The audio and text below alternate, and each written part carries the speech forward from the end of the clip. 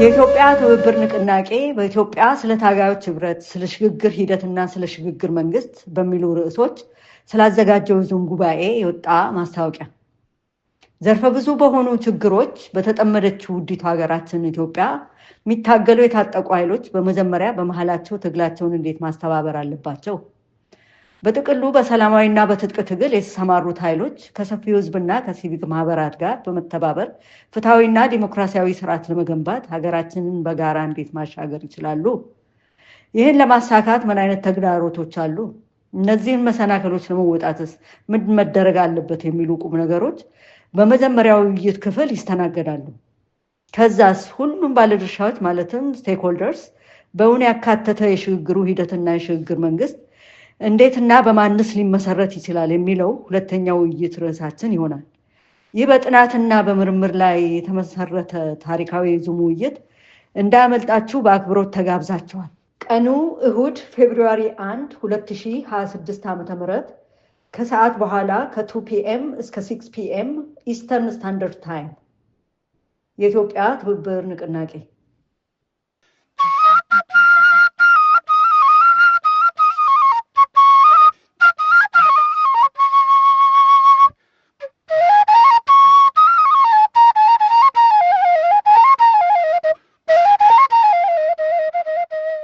የኢትዮ ጥያቄ ፕሮግራም ተከታታዮች እንደምሰነበታችሁ።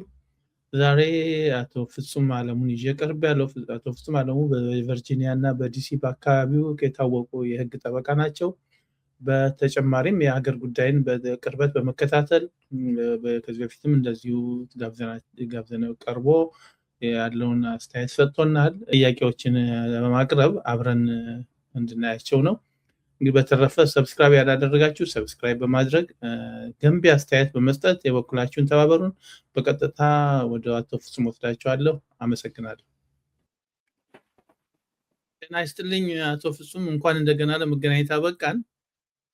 እኔም አመሰግናለሁ አለሙ፣ እንኳን ተገናኘ እንደገና። አዎ፣ በተለይ በአካባቢያችን በአጠቃላይ በውጭ አሁን ካሉት በጣት የሚቆጠሩ ምሁራን በሀገር ጉዳይ ላይ ትኩረት ሰጥተ ከሚከታተሉ ውስጥ አንተ መሆኑን አውቃለሁ።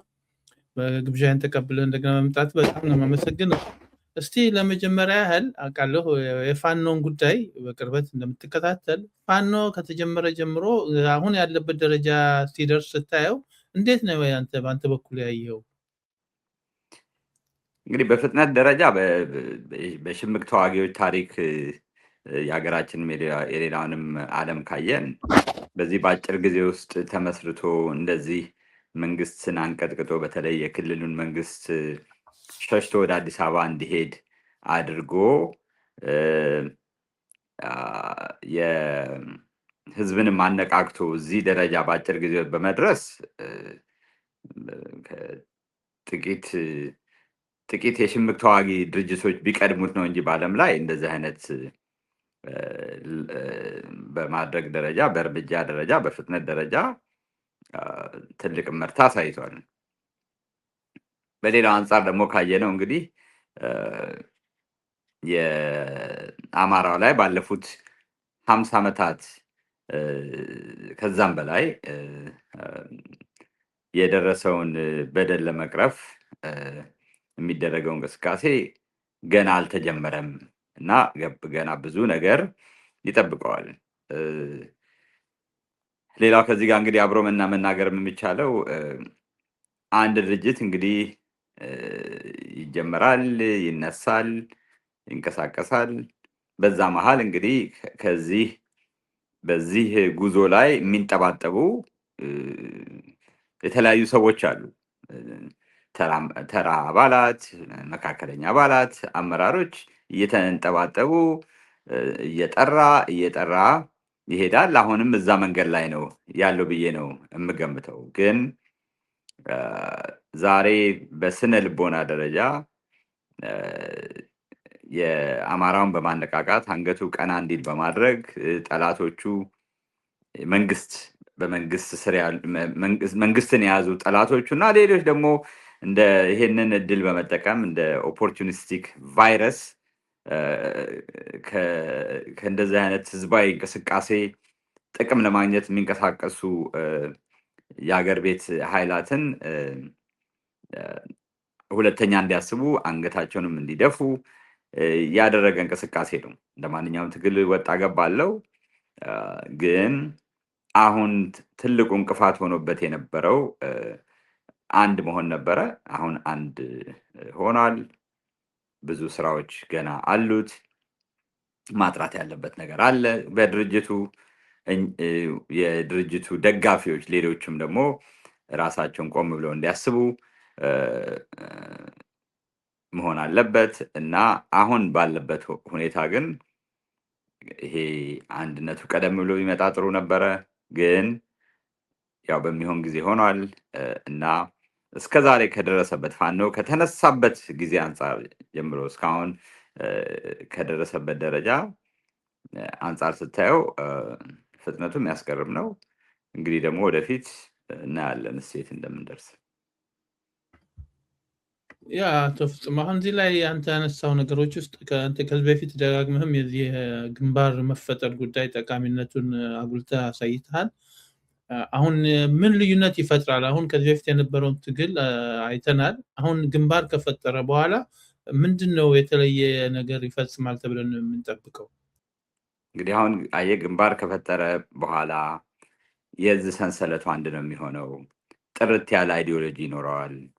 የፋይናንስ ተቋሙን ጥርት አድርጎ የመስራት አቅም ይኖረዋል።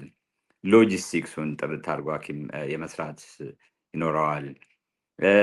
ሌሎች እንግዲህ አሁን ከዚህ በኋላ እንግዲህ አንድ ድርጅት ሽምቅ ተዋጊ ድርጅት የሆነ ዓላማ አለው። ዓላማውም ደግሞ እንግዲህ መንግስት መሆንና የህዝቡን ጥቅም ማስከበር ነው። ከዛ አንጻር የአይዲዮሎጂካል ጥርት ያለ አይዲዮሎጂካል ስራ ህዝብን እንደገና ከዚህ ጎን ማሰለፍ ተተኪ መንግስት አስተዳደር ስለሚሆን ደግሞ በየአካባቢው የጋቨርኒንግ ኤክስፔሪንስ ይኖረዋል። ማለት የአስተዳደራዊ ህዝብን የማንቃት የአይዲዮሎጂውን በህዝብ ዘንድ በማስረጽ ተተኪ ሰዎችን በማፍራት ከሌሎች እዛ አካባቢ የጂኦፖለቲካል ፍላጎት ካላቸው ኃይሎች ጋር ለመነጋገር የአማራንም ጥቅም ይሁን የኢትዮጵያንም ጥቅም ወደፊት በማስጠበቅ ደረጃ ላይ ምን መደረግ አለበት የሚለውን ተፎካካሪ ኃይል ሆኖ እዛ አካባቢ በምስራቅ አፍሪካ ተፎካካሪ ኃይል ሆኖ ለመቅረብ ይረዳዋል። በመቦርቦርን ሊያቆም ይችላል። ሌሎች ደግሞ እዛ አካባቢ የሚንቀሳቀሱ ኃይሎች ጋር እንዴት አይነት አቋም እንያዝ ማለት እንግዲህ እዛ አካባቢ ፋኖ ብቻ አይደለም ያለው፣ ወያኔ አለ፣ ኦነግ አለ፣ ሌሎችም ድርጅቶች አሉ። ከነዚህ ጋር ምን አይነት አቋም ይዘን ነው መንቀሳቀስ ያለብን የሚለውን በአንድ ላይ መወሰን ይችላል። እርዳታዎችን በአንድ ማዕከል ስር ማሰባሰብ ይችላል። የአይዲዮሎጂካል ርዕዮተ ዓለሙን እና ሌሎቹን የሚዲያውን ተጠቅሞ እንዴት አድርጎ ወደ ህዝቡ ማስረጽ እንዳለበት በአንድ ማዕከል ስር ሊሰራ ይችላል። ስለዚህ በየቦታው የዚህ የምናምን የጎጃም፣ የጎንደር፣ የወሎ፣ የሸዋ ምናምን እያለ በየቦታው የተንጠባጠበ የሚሰጠውን አንድ አይነት ያልሆነ የሚዲያ ስራን በአንድ ማዕቀፍ ውስጥ ከአንድ ማዕከል ወጥቶ እያንዳንዱ የፋኖ ሚዲያ ላይ ቀርቦ ፋኖን እንቅስቃሴ የሚያስረዳው አንድ አይነት መልእክት ይኖረዋል። እነዚህን በማድረግ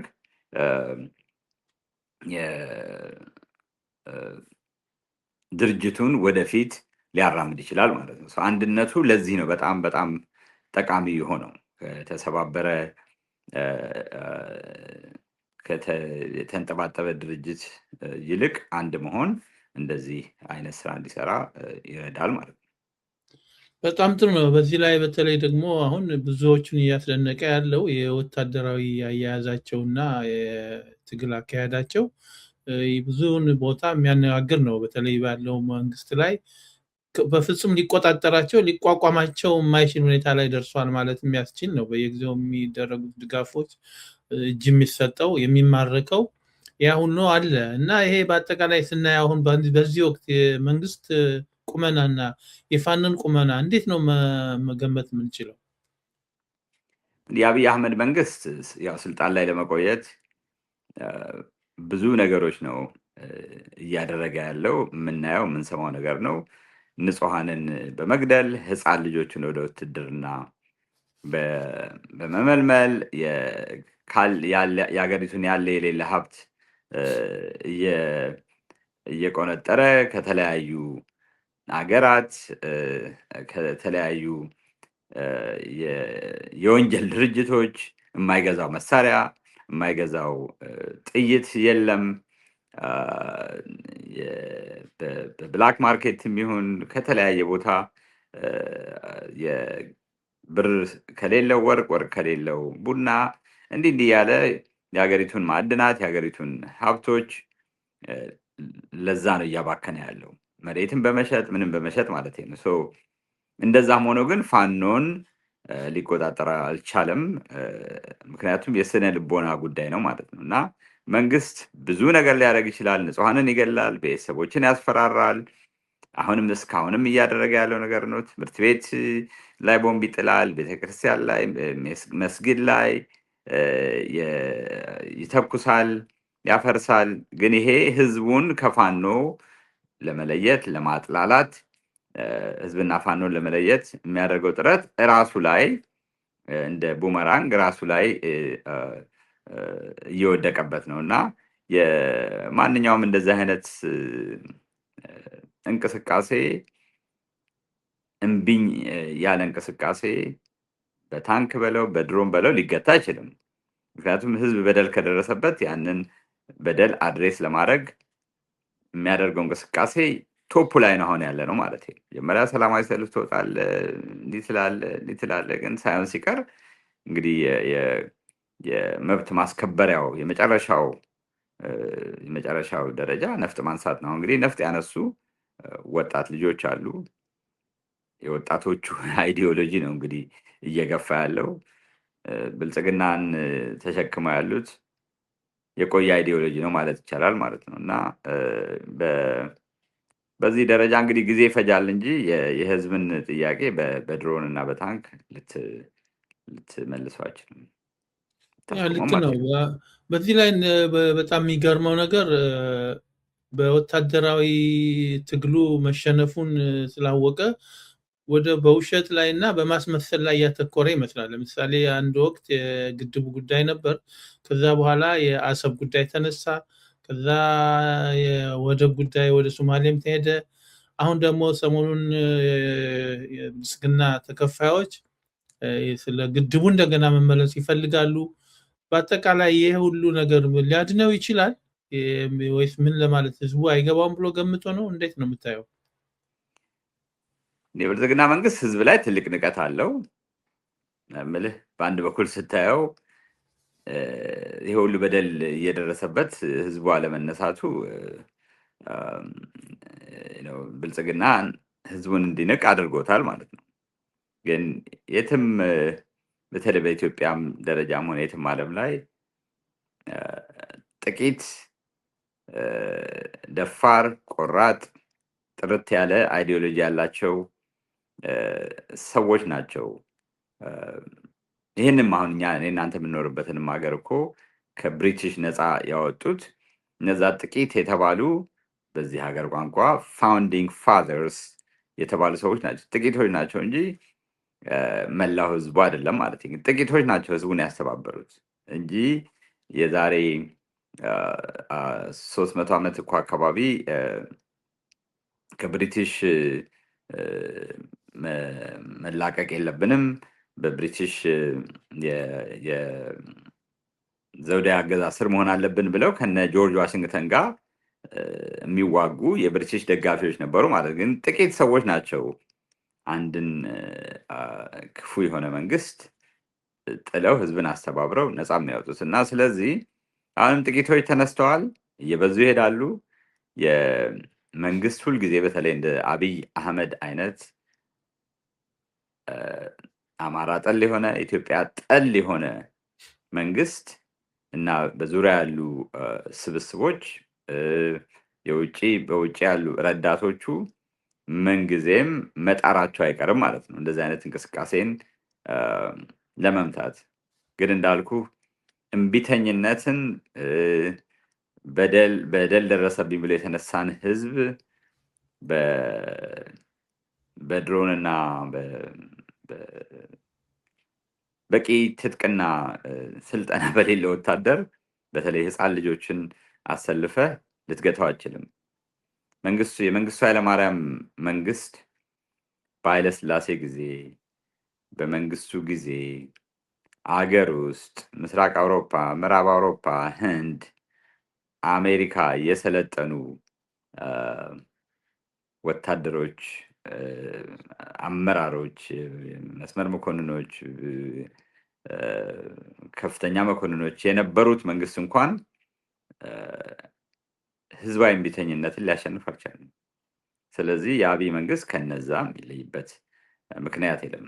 ኦፍኮርስ የጠነከረ ጥርት ያለ አንድ የሆነ ድርጅት ያስፈልጋል። አሁን እየጠራ የመጣ ይመስላል እና የጊዜ ጉዳይ ነው እንጂ እንዳልኩት ቅድም የህዝብን ጥያቄ በድሮን እና በታንክ ልትገታው አትችልም። እምቢኝ ያለን ህዝብ ልታሸንፈው አትችልም። ያው ከዚህ ጋር ሳናገርበት የማናልፈው የሰሞኑ አርበኛ እስክንድርን አስመልክቶ ያለው አላስፈላጊ ውዝግብ በተለይም የወገን አካባቢ ነን የሚሉ ሚዲያዎች ሳይቀሩ ግን ነው የብልጽግና ሚዲያዎች የሚጠበቅ ነው ስራቸው ይሄንን ነው ያለውን ነገር አጋኖ ወይም አሉታዊ የሆነ መንገድ ለማምጣት የሚሰሩት ስራቸው ነው። ግን የወገን በኩል የዚህ አይነት ሁኔታ አንደኛ አትሊስት ራሱ የፋኖ የራሱን አስተያየት እንኳን እስኪሰጥ መጠበቅ አንድ ነገር ነው። ሁለተኛ የተገኘውን ያለምንም ተጨባጭ ሁኔታ ደግሞ አንዳንድ ስህተት ላይ የሚያስወድቅ ነገሮች ይጎዳሉ የሚል ግምት ነው ያለ። እንዴት አየው ያንተ ግንዛቤ? እስክንድር የቸኮለ ይመስለኛል ትንሽ እሱ ራሱ የለፋበትን አንድነት ትንሽ ጊዜ ቢሰጠው ካለው ኤክስፔሪየንስ አንጻር የኢህአዴግ መንግስት ከመጣ ጀምሮ ሲታገል የነበረ ልጅ ነው። ይሄንን ሁሉ ያለውን ኤክስፔሪየንስ ለሌሎች አሳልፎ እስኪሰጥ ድረስ ሌሎች ወጣት ልጆችን ትሬን አድርጎ አሰራሩ መንገድ አሳይቶ እስኪሄድ ድረስ ያለውን ችሎ መቆየት ይገባው ነበር። በምን ሰርከምስታንስ ለምን ይህን ኃላፊነት አልወስድም እንዳለ አላውቅም። ግን ከተራ አባልነት ይልቅ እዛው ትንሽ ቆይቶ ሌሎቹን ከስሩ ያሉትን ልጆች ሌሎች ወጣት ልጆች አፍርቶ ከኃላፊነት ቢለቅ ይሻል ነበረ። ቸኩሎ ማድረጉ እኔ ትልቅ ስህተት ነው ብዬ ነው የምገምተው። ና ይህ እንደተጠበቀ ሆኖ ግን የፋኖ እውነተኛ ወዳጆችም ሆነ ኮት ኤንድ ኮት ወዳጅ የሚመስሉ ሰዎች ግን እየተረባረቡ ያሉት ማለት በፋኖ አመራሮች ዘንድ ተደማጭነት አለን ብለው የሚያስቡ ይኖራቸው አለግን አለን ብለው የሚያስቡ ሰዎች ግን እርምጃ ወሰዱ።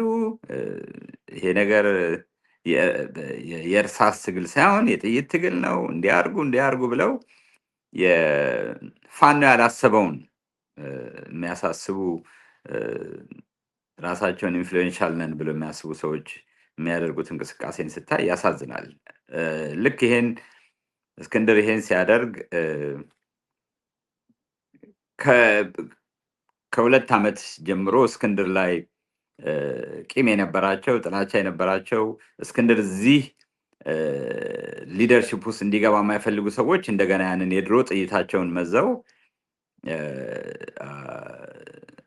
እንትን በቃ ድንጋይ ሲወረውሩበት ስታይ በጣም በጣም ታዝናለህ። እርግጥ ይሄንን እሱም ያጣዋል ብዬ አላስብም፣ እንደዚህ አይነት ነገር ባክላሽ እንደሚኖረው። ይሁን እንጂ ግን እንደዚህ አይነት ሌሎች ድርጅቶች ማለት እዛ አካባቢ የነበሩ ድርጅቶች እንኳን ዛሬ የሚያፍሩበትን ማለትም ምንድነው ኢህአፓ ሀና ለብሎ ተመታተዋል። ከድርጅቱ እሰናበታለሁ ሲሉ ያሰናበት ነበረ። ወያኔም እንኳን እንደ አቅሚቲ አሰናብቷል። በቃ እኔ ትግሉን መቀጠል አልፈልግም ያሉ ትላልቅ ሰዎች እና አረጋዊ በርሄን እነ ገዳይ ዘርአጽዮን ምናምን እሺ በቃ ሂዱ ብሎ አሰናብቷቸዋል። ይሄው በህያው ምስክሮች ናቸው ማለት ነው። ማለት ከአንድ ትግል መሰናበትም ይቻላል። እሱ እስክንድር ልሰናበትም አላለም። ይሄ ሊደርሺፕ አልወስድም ነው ያለው። ግን ማለት እንደዚህ አይነት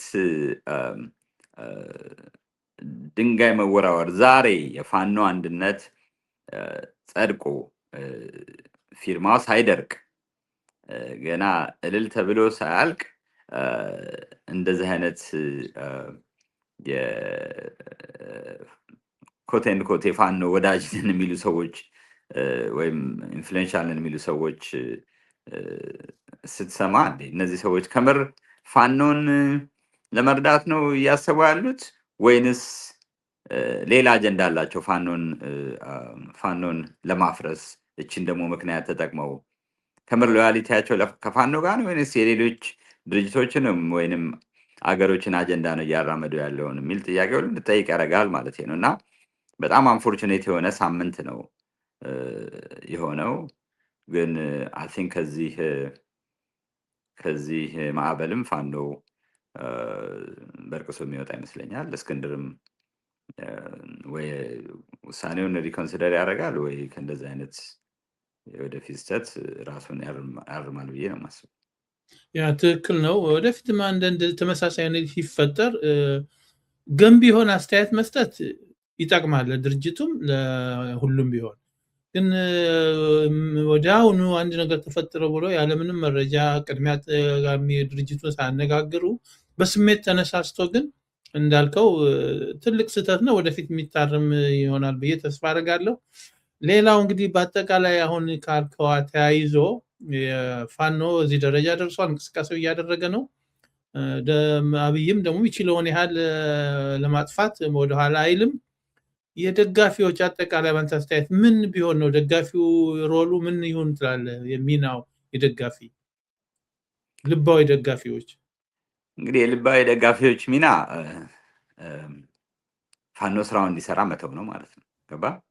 ከምር ስራውን እንዲሰራ መተው ነው። እዛ ሜዳ ያሉ ልጆች አሉ፣ ቆርጦ የወጡ ናቸው እንግዲህ በብዛት። በኋላ እንግዲህ ሌሎችንም እንደዛ ብለን ነበር። ግን አሁን ግን አሁን እዛ ያሉት ቢያንስ እንግዲህ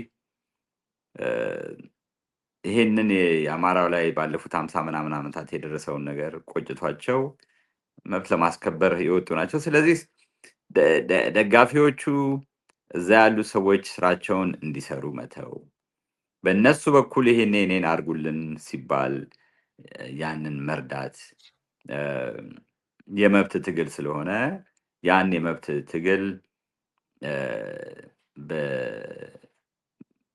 በውጭ ሀገር የሚኖሩ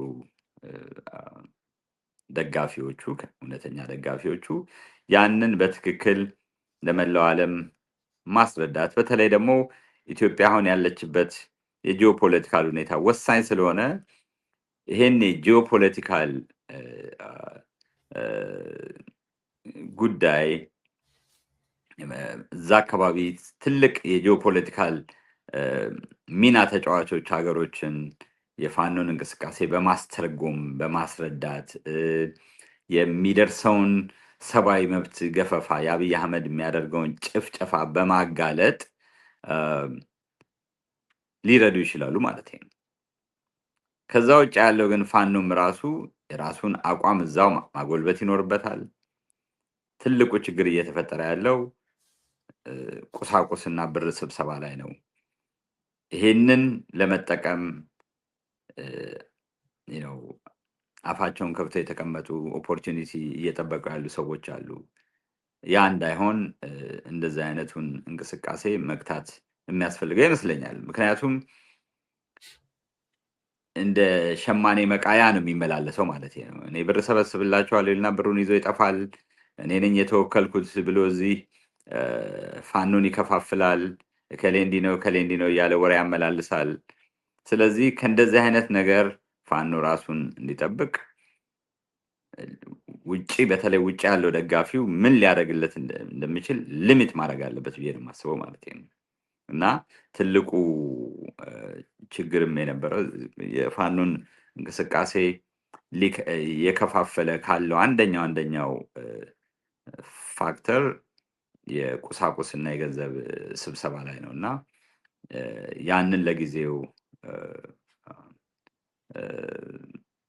መክታትና ሌላ ውጭ ያለው ደጋፊ ሌላ ስራ እንዲሰራለት እንትን ዳይሬክት ማድረግ ያስፈልግ ይሆናል። ሌላው ግን አሁን ባለፉት 2 ዓመታት ብዙ ቁስል አለ። ከሌ እንዲህ ነው ከሌ እንዲህ ነው ከሌ እዚህ ደጋፊ ነው ከሌ ያንን ውጭ ያለው ደጋፊ ያንን ለጊዜው ትቶ ለጊዜውም ሳይሆን በቋሚ ነገር ትቶ ስልጣኑን ይዞ የአዲስ አበባ ከተማ ነዋሪ የደብረ ዘይትን የናዝሬትን ምን እያፈናቀለ ያለው ህዝብን እያስራበ ህዝብ ላይ በደል እያደረሰ ትንሽ አንገቱን ቀና ያደረገውን ነጋዴ ለማኝ ለማድረግ ድሃ ለማድረግ እየጣረ ያለ የብልጽግና መንግስት አለ። አብሮት ደግሞ ከጀርባ ደግሞ ይሄንን እንደ ኮአሊሽን ሆኖ ይሄንን የአብይን እንቅስቃሴ የሚደግፍ በጣም የተደራጀ የኦነግ ኃይል አለ። ከአብይ ጋር አብሮ የሚሰራ ማለት ነው። ከዲማ ነገው ጀምረ እስከ ሌንጮ ለታ፣ ዘገየ አስፋው፣ ሌሎችም አገር ውስጥ ውጭም ደግሞ አሉ። እነሱ መምራት ስለሚፈልጉ እንጂ ከምር አብይን የማይቃወሙ የኦነግ ኃይሎች አሉ ውጭ እዛም እየጨፈጨፉ ያሉ በኦላ ስም። እንደገና ደግሞ ውጭ ደግሞ የኦላን እና የኦነግን አይዲዮሎጂ እየዘሩ ሲጀመር ጀምሮ በአይዲዮሎጂ በስልጣን እንጂ በአይዲዮሎጂ አንድ የሆኑ የኦነግ ኃይሎች አሉ። አማራ ከቦታችን ይውጣ፣ ከአሩሲ ይውጣ፣ እንገለዋለን፣ እኛ አካባቢ በቆንጨራ እንለዋለን። ሚዲያ ከፍተው እንደገና ሚዲያ ላይ በኢንተርቪው እየጠሩ በአማርኛ አትገበያዩ፣ አትግዙ እንደዚህ የሚሉ ኃይሎችን ነው አብይ ይዞ እየተንቀሳቀሰ ያለ። እሱ መንግስት ላይ ያለ፣ ከመንግስት ውጭ ደግሞ ሌሎች ደግሞ አሉ ማለት ነው። ይሄ ነው ያለው የአማራው ሲቹዌሽን። ይሄንን ደጋፊ መገንዘብ አለበት ማለት ነው። እዚህ እርስ በርሱ ከሌ እንዲህ ነው ከሌ ከዳተኛ ነው ከሌ ይሄ ነው ከማለት ይልቅ ዋናው የአይዲዮሎጂካል ጠላቱን ዋናው ስልጣን ላይ ተቀምጦ ህዝቡን የሚበድለውን ኃይል ጋር እነዚህ ሁለቱ ኃይሎች ጋር ማተኮር አለበት። እነዚህ ኃይሎች ስልጣን ላይ ያለው ብልጽግናም ሆነ ውጭ ያለው የኦነግና የሌላው ደጋፊ ፕላን ኤ እና ቢ ይዞ ነው ከቻለ ኢትዮጵያን በራሱ አዋቅሮ ይቀጥላል። አለበለዛ በትንትኗን አውጥቶ የራሱን ሀገር መስርቶ ይሄዳል። አመራሩም ጥሎ ሊወጣ ይችላል ማለት ነው። ጥሎ ሊወጣ ይችላል እንጂ አሁን እነዚህ ቁጭ ብሎ እንደ ዩጎዝላቪያ ጦር ይዞ አይዋጉም፣ ይወጣሉ። ስለዚህ ይሄንን ነው መገንዘብ የሚያስፈልገው ማለት ነው። ህዝቤ ላይ እየደረሰ ያለው በደል ምንድን ነው? ማን ይሄን በደል እያደረሰ ያለው? እነማን ናቸው? መንግስትም ላይ ቁጭ ብለው ከጀርባም ሆነው ይሄን መንግስትን የሚደግፉ እዛ ላይ ፎከስ በማድረግ ፈንታ እዚህ እርስ በርስ የጎንዮሽ ትግልን ማቆም አለባቸው ብዬ ነው የማስበው። የፋኖ ደጋፊዎች እውነተኛ ደጋፊዎች ከሆኑ ማለት ነው። በጣም ነው የማመሰግነው አቶ ፍጹም። እዚህ ላይ እንግዲህ እስቲ ወደ ያለው ወቅታዊ ሁኔታ ስንመለስ ደግሞ በአሁኑ ሰዓት መንግስት ምርጫ እያለ በየጊዜው የሚጮህበት ሰዓት ላይ ነው ያለው። በእርግጥ ምን አይነት ምርጫ ለሚለው መልስም የራሱ መልስ የለውም። የሚታወቀው ነገር ቢኖር በአሁኑ ሰዓት ኢትዮጵያ ውስጥ ብዙ ሰዎች እስር ቤት የማቀቁ ነው። የፖለቲካ ድርጅቶች ደጋፊዎቻችን ማናገርም አይፈቀድላቸውም።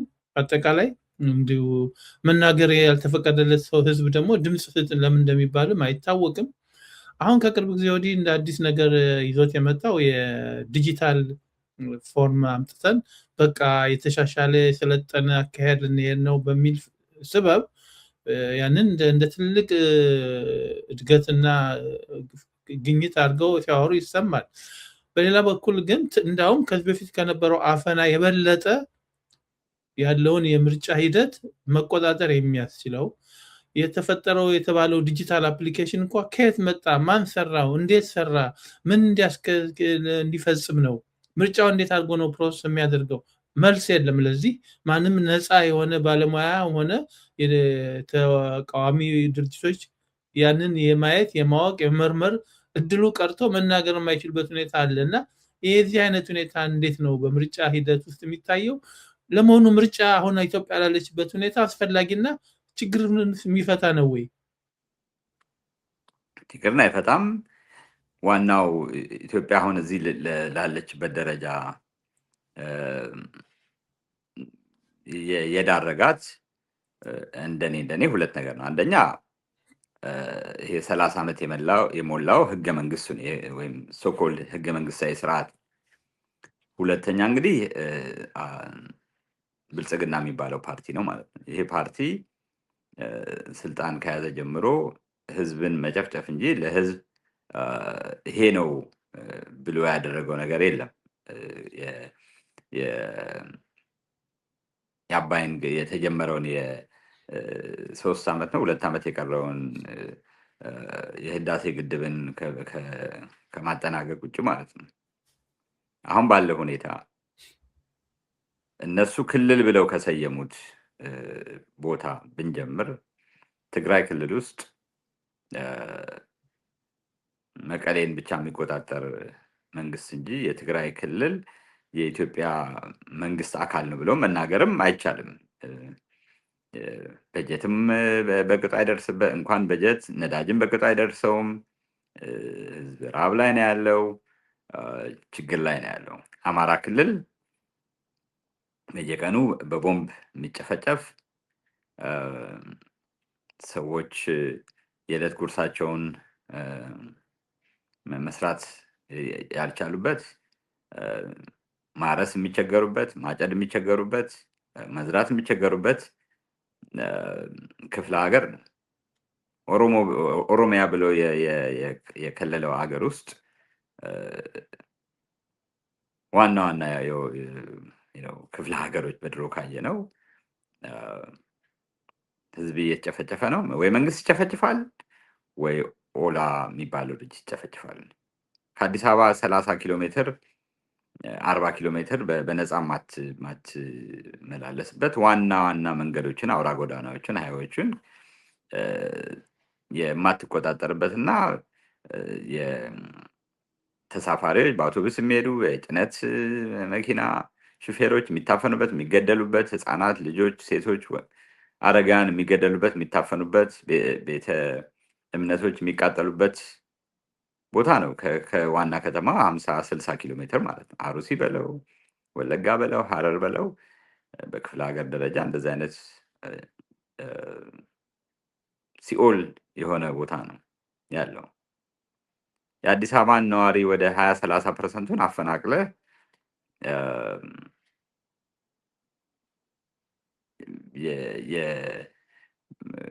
በየሜዳው የወደቀበት ሁኔታ ነው ያለው ዛሬ። ስለዚህ ይሄንን ምርጫ ላካሄድ ካልክ ለአንተ መጨፍጨፊያ በሆነ ኢንስትሩመንት በሆነ ለዚህ ሁሉ ምክንያት የሆነውን ህገ መንግስት ተከትለ ነው ማለት ነው። ህገ መንግስቱን የምትቃወም ከሆነ ለምንድነው ምርጫ ውስጥ የምትሳተፈው ማለት? ስለዚህ ይሄ በዚህ ሁኔታ ላይ እንዴት ማለት ሌላውን እንቶ አሁን ነፃ ሚዲያ፣ ነፃ ፍርድ ቤት፣ ነፃ የምርጫ ቦርድ የሚለውን እንኳን ከጎን አስቀምጠን ማለት ለአንድ ምርጫ እንግዲህ ፍትሃዊና አሳታፊ ምርጫ ለማድረግ የሚያስፈልጉ ነገሮች ናቸው እነዚህ ሶስቱ። ግን ከዛ ውጭ ግን ህዝቡ ከዛም አልፎ ከነዚህ ከሶስቱ ነገሮች አልፎ ህዝቡ ከቀዮ ተፈናቅሎ ወደ 5 ምናምን የሚሆን ህዝብ ከቀዮ ተፈናቅሏል። ይህ ባለበት ሁኔታ ጦርነት ባለበት ሁኔታ ከአንድ ቦታ ወደ አንድ ቦታ እንደ ልብ መሄድ በማችልበት ሁኔታ እንዴት አድርገ ነው ምርጫ የምታደርገው? እንዴትስ ሆኖ ነው ይሄንን መንግስት የሚቃወሙ ኃይላት የእነሱን ዓላማ አስረድተው ምርጫ የሚሳተፉት? ይሄ እንግዲህ ቅድም ካወራ ነው ውጪ ያለው እስካሁን አንተ ያነሳው እኔ ብዙም ያላወራውበት የተቃዋሚ መንግስትን የሚቃወሙ ሰዎች እስር ቤት ታጉረው ባሉበት ሁኔታ ያንን እንደ ሌላ ፋክተር ደግሞ እንቁጠረው ካልም ማለት ነው። ግን ከዛም በላይ ግን የሁሉ ሚሊዮን ህዝብ ተፈናቅሎ በየቀኑ ማዕት እየወረደበት ከላይም ከታችም በሲቪል አስተዳደር ሳይሆን በወታደራዊ አስተዳደር ውስጥ ባለበት ሁኔታ ህዝቡ ማለት ነው የት ቦታ ነው ምርጫ የምታካሄደው? እንዴት አድርገህ ነው የምታካሄደው? እንዴት ሆኖ ኮረጆ የሚሰበሰበው? እንዴት ሆኖ ነው ሰው ሄዶ ተሰልፎ የሚመርጠው? ከላይ በድሮን ቦምብ እያወረድክበት ወይም ደግሞ ኦላ በዚህ በኩል እየገደለው ማለት ነው። እና ይሄ ምርጫ ለአብይ ፎርሙላ እንደገና አሁንም ህዝብ መረጠኝ ብሎ የእሱን አገዛዝ ለማራዘም የሚደረግ እንቅስቃሴ እንጂ አሁን ዛሬ በትክክል የሚያስብ ጭንቅላት ያለው ሰው ምርጫ ብሎ ስለዚህ ምርጫ ማያረግም፣ ስለ ምርጫ ማያወራ ማለት ጆክ። አሁን እንደተናገርከው እንግዲህ በአጠቃላይ በተለይ አሁን የዲጂታሉ እንትን አመጣጥ ሙሉ በሙሉ ለመቆጣጠር የሚያስችለው ሁኔታ ነው የሚፈጥርለት። ምክንያቱም ምርጫ ድምጽ የሰጠው የት እንደገባ ምን ያህል አክሉስ ለድምጽ ለሰጠበት ማስተማማኝ ይሄዳል። ራሱ በአጠቃላይ የምርጫ የተባለው ለምሳሌ ለስለላም ጭምር የሚያገለግሉ ጸባዮች አሉት እንደዚህ አይነት ሲስተሞች። ያን ሁሉ በነፃ ማንም ያረጋገጠውም አይደለም ሲጀመር ምርጫ እንኳን ቢሆን እና በአጠቃላይ ግን ዋናው ነጥብ እንዴት ይታሰባል? አሁን ሀገራችን ባለችበት ሁኔታ ቀልድ ነው የሚገፉት። የሽግግር መንግስት ነው አማራጭ መሆን የሚገባው፣ መልቀቅ አለበት ስልጣኑን።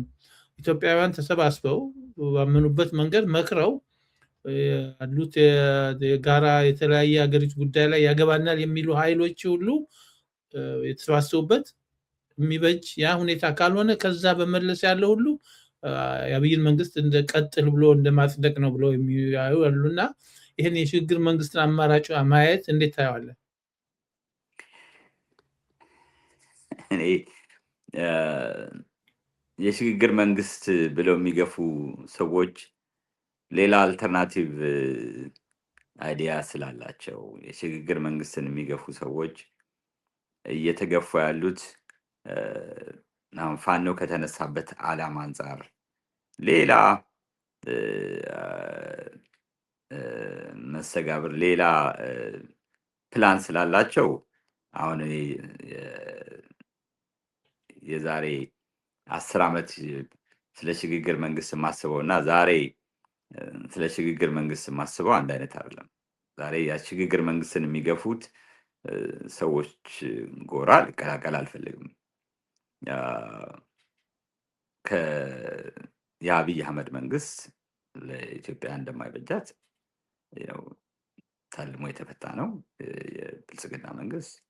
ግን ከዛ በላይ ይሄ ህገ መንግስት ባለፉት 31 ዓመታት ህዝብን ለበደል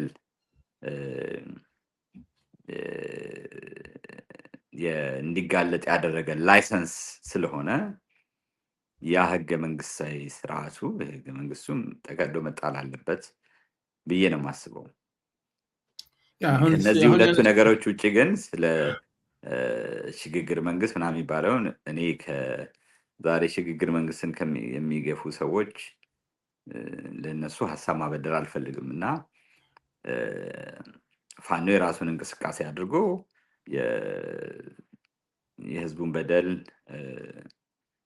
የሚያሳጥርበትን መንገድ እንዲፈልግ ነው እንጂ ይሄ ምርጫ ያልኩት ነው ደግሞ ያውን አንተ የምታወራው ቴክኒካል ምናምን ጉዳይ ነው። ግን በአጠቃላይ ኢትዮጵያ ዛሬ ወይም ሜይ ላይ ምርጫ የሚደረግባት ሀገር አይደለችም። አብይ አህመድ የሚፈልገው ለሱ ፌቨር ያደረገ የህገ መንግስታዊ ስርዓት ስላለ የህገ መንግስታዊ ስርዓት በየ5 ዓመቱ ምርጫ መካሄድ አለበት ስለሚል ያንን ምርጫ አድርጎ አሸንፎ ይሁን ተመረጥኩ ብሎ ከዓለም መንግስታት ጋር ለመዋል የሚያገኘውን ብድር የሚያገኘውን እርዳታ አድርጎ ኢትዮጵያን ወክሎ በዓለም መድረኮች ላይ ለመቀመጥ ለዛ ነው ይሄንን የሚፈልገው ማለት ነው።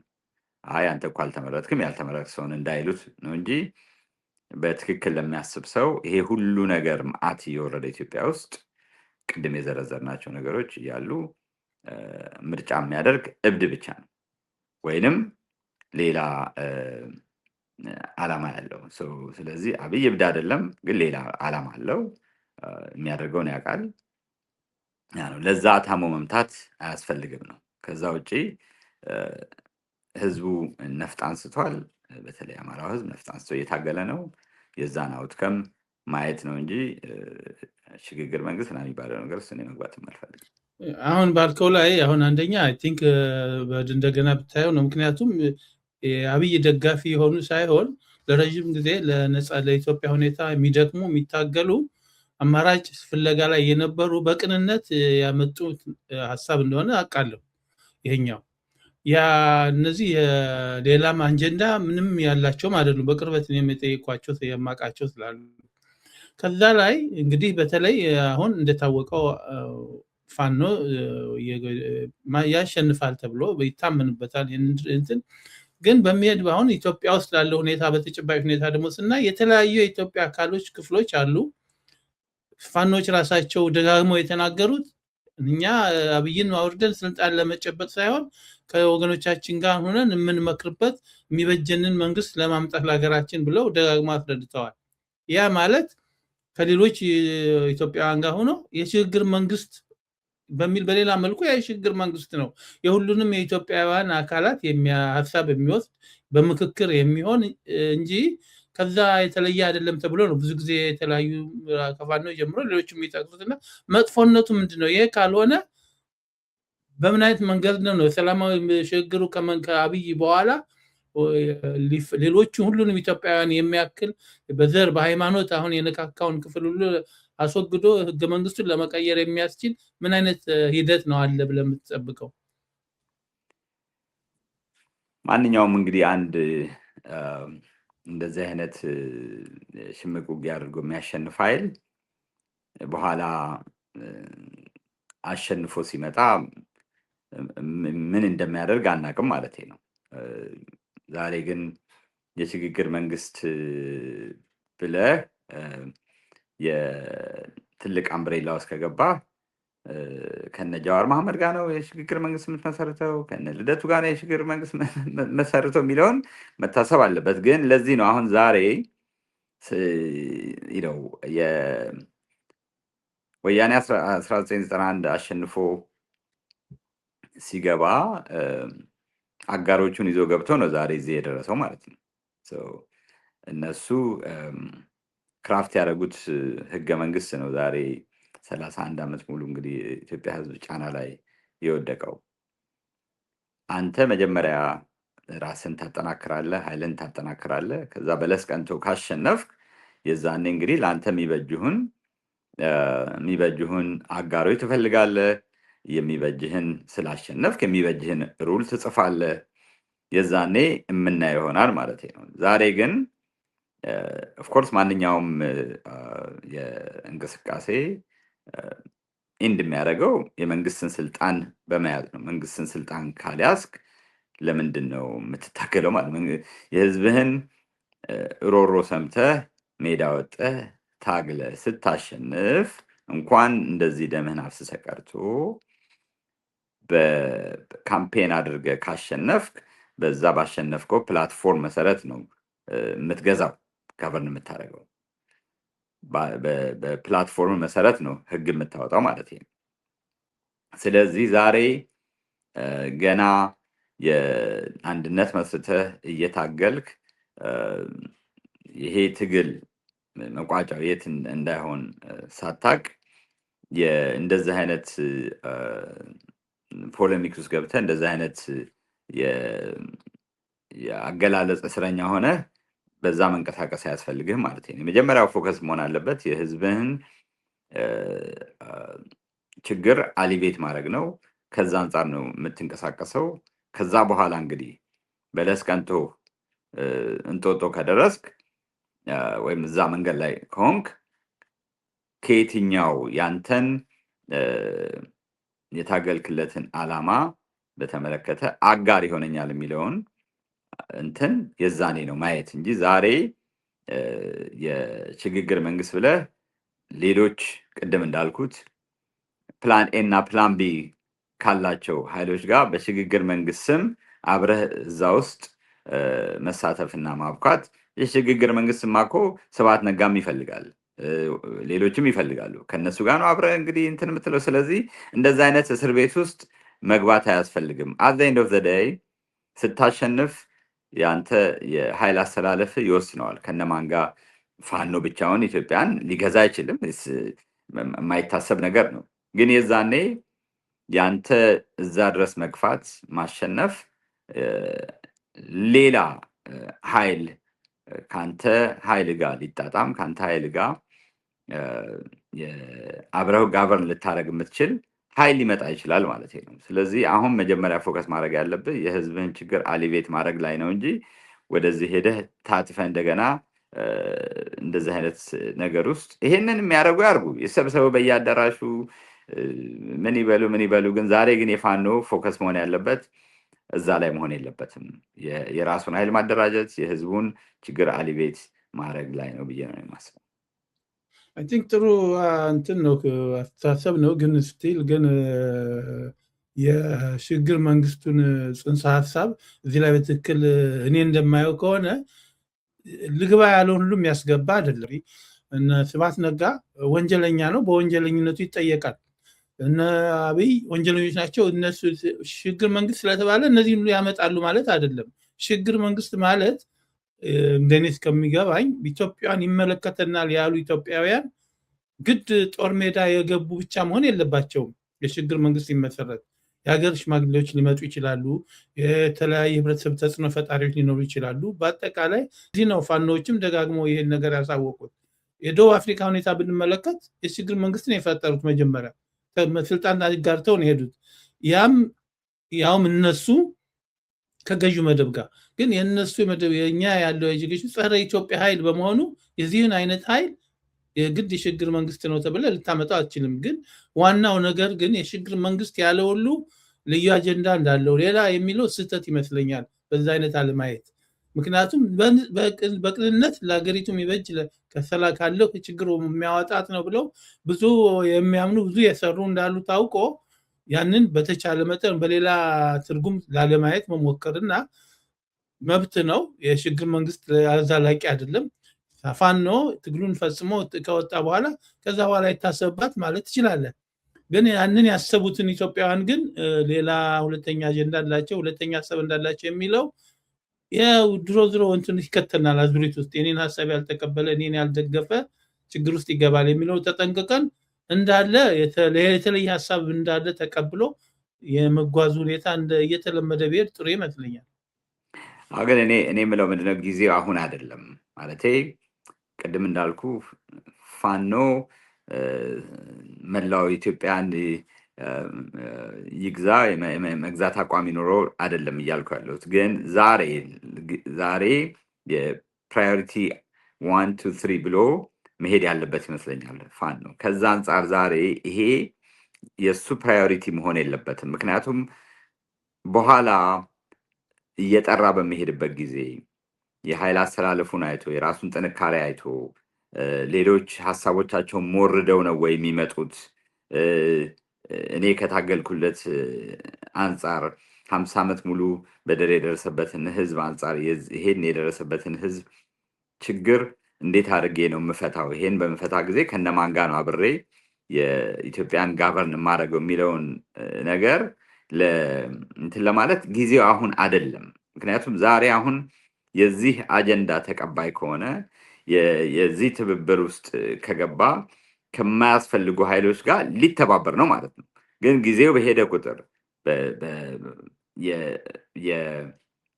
እሱ በጠነከረ ቁጥር ሌሎች ከሱ ጋር አሁን ዛሬ አብሮ ከነዚህ ጋር ኮአሊሽን ውስጥ ቢገባ ነገ ከነገ ወዲያ የነዚህ እስረኛ ሊሆን ነው ማለት። ስለዚህ በቆየ ቁጥር ኃይሉን ባሰባሰባ ቁጥር በለስ በቀናው ቁጥር ግን ወይ እነሱ የተሞረዱ አሳሰባቸው ሞዲፋይ ያደርጋሉ ወይ ከዚህ ይወጣሉ፣ ሌሎች ኃይሎች ጋር ሊተባበር ይችላል ማለት ነው።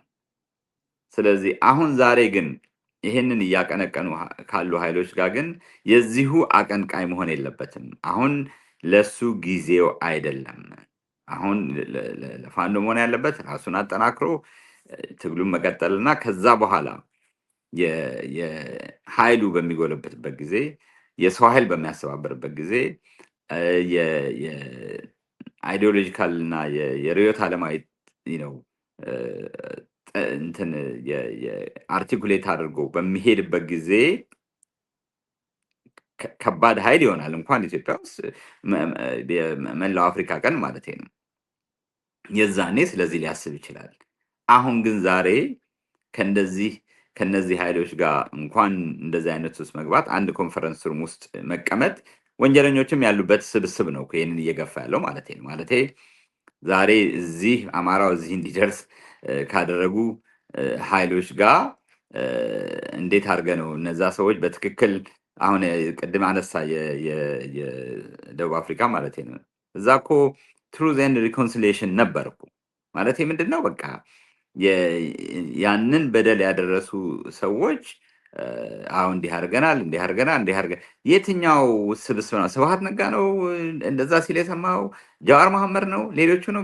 ባደረሱት በደል ሲጸጸቱ እንደው አልጸጸትም ያደረጉ ትክክል ነው የሚሉ ሰዎች እኮ ናቸው አሁን ይሄንን እየገፉ ያሉት ማለት ነው። ስለዚህ ታይሚንጉ ትክክል አይደለም። አት ዘ ኤንድ ኦፍ ዘ ዴይ ሽግግርን በለው የትብብር መንግስትን በለው ጊዜያዊ መንግስትን በለው ደርግን በለው ምን በለው የሆነ መንግስት አብይ አህመድ ሲወርድ መመስረት አለበት። ያንን እዛ አካባቢ ስደርስ ስልጣና ከይ ስደርስ የምታስብበት ነው እንጂ ዛሬ ገና ወፌ ላላ ምንድነው ወፌ ቆመች እየተባለ ባለበት ሁኔታ ፋኖ ስለዛ የሚያስብበት ጊዜ አይደለም። ስለ ሽግግር መንግስት የሚያስብበት ጊዜ አይደለም። እና የሚያስቡ ሌሎቹ ይሄዱ፣ እሱ ትግሉን ይቀጥል። ይሄን ነው እያልኩ ያለሁት ማለት ነው እንጂ ለሴ ዛሬ አመት ወይም የዛሬ 8 ወር ወይም የዛሬ 2 አመት እኮ አዲስ አበባ ላይ ሆነ ያችን ሀገር ጋበር ማድረግ ያስፈልጋል። የዛኔ የምንጠራውን ልንጠራው እንችላለን ማለት ነው። የኔ እናንተ የምናወራው ነገር መቼቱ ላይ ነው እንጂ ልዩነት ያለብን እንጂ የአዲስ አበባ ላይ በሚሄድበት ጊዜ እኮ ስም ይኖረዋል ይሄ መንግስት ማለት ነው። ጊዜያዊም በለው ምንም በለው ሽግግርም በለው የሆነ መንግስት ይኖረዋል። ለፋኖ ግን ዛሬ ያ ፕራዮሪቲ አይደለም ብዬ ነው የማስበው። ሁኔታ ፋኖ እንዲህ እየገሰገሰ ነው በጣም ጠንካራ በሆነ ኃይል ለህዝቡ በዚህ ሰዓት ለወጣቱም ሆነ ለውጩ እንዲህ አጠር ያለ መልእክት ምንድን ነው የምታስተላልፈው?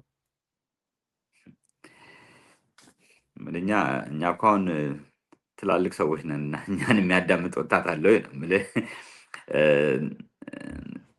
እኔ አንድ ነገር ልልግን የምችለው ሁል ጊዜ የምለውን ነው የምደግመው። አንድ ህዝብ እንደዚህ በደል እየደረሰበት የሁሉ ነገር እየደረሰበት ዝም ብሎ መቀመጥ የለበትም። ዝም ብሎ ጫት ቤት፣ ሺሻ ቤት፣ የአርሰናል እና የምናምንን ክለብ ማህበር ምናምን እያቋቋመ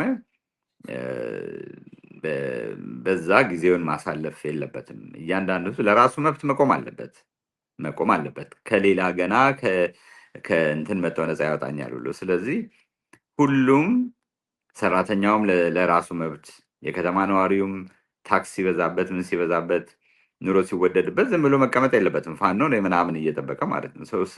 ለራሱ መብት ሁሉም መታገል አለበት። ለራሱ መብት የማይታገል ህዝብ ግን ለራሱ መብት የሁሉ ነገር ሲደርስ የማይታገል ህዝብ ግን የሚገባውን መንግስት ነው የሚያገኘው።